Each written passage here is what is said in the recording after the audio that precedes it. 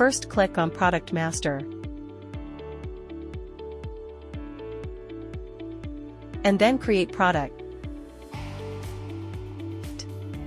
In this screen enter barcode, then enter product name.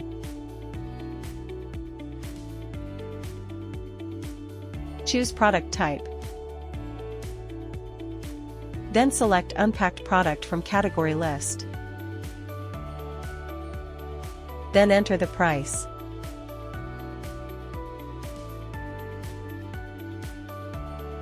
In Stock Management tab, select sold by in measurement and unit in kilogram. And select secondary unit gram.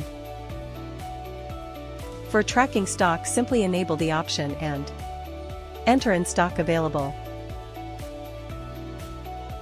and alert at. Then click on Submit button to save all the details.